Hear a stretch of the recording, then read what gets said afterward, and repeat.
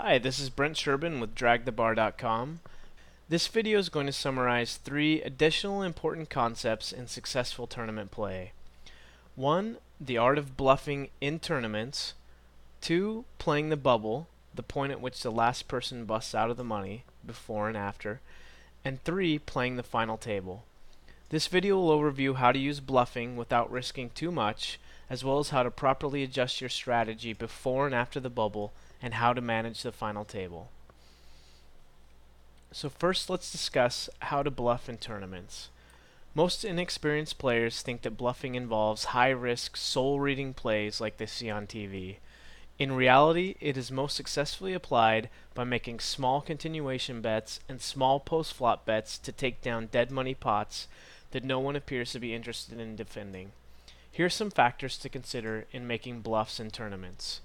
First of all, continuation betting. C-betting is a very effective way to take down pots where nobody has anything. With the goal of survival being paramount in tournaments, players are less likely to risk chips calling down with mediocre hands or nothing at all. Second of all, position bets. It's easier to make bluff plays in position because you have more information before you make your play, and you have the advantage of acting last in all future action.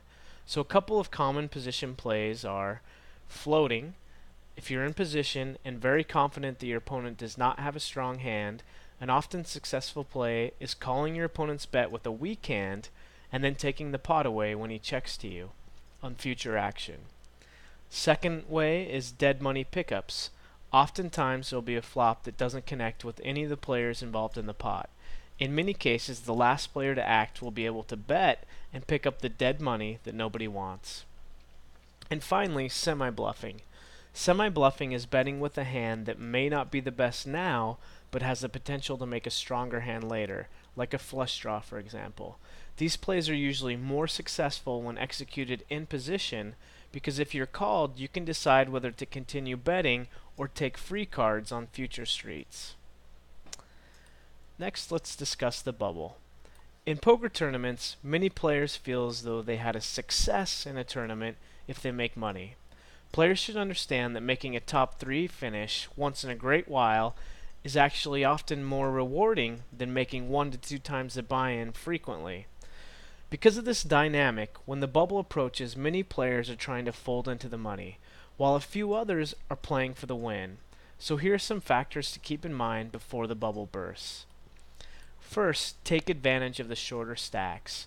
The shorter stacks will normally be players who are trying to fold into the money and will usually fold everything except the top premium hands.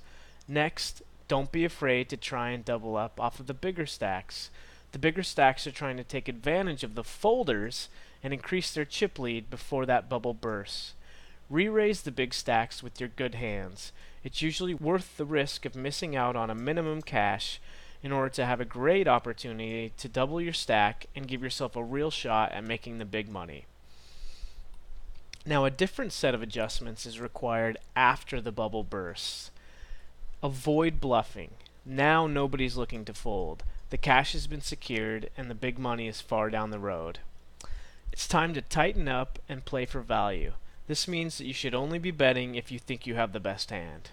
And finally, be aggressive with your strong hands. There's no reason to slow play when your opponents are looking to gamble with weaker hands.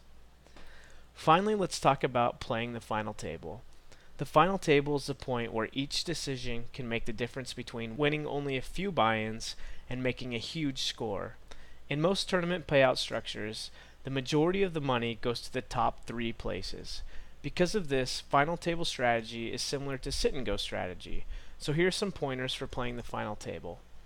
Avoid risky plays early. Most successful sit-and-go players play a very tight and conservative strategy early. This is because it's such a huge mistake to risk losing your chips before you get close to making the real money. And next, assess the players.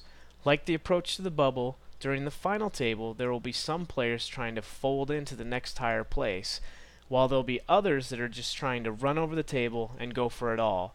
It's very important to figure out which players are which.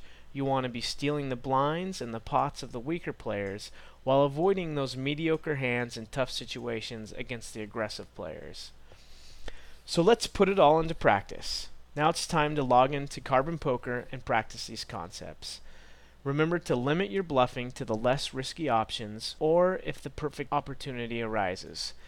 When you get deep into the next tournament, keep the above factors in mind as you play before and after the bubble and when you make that final table.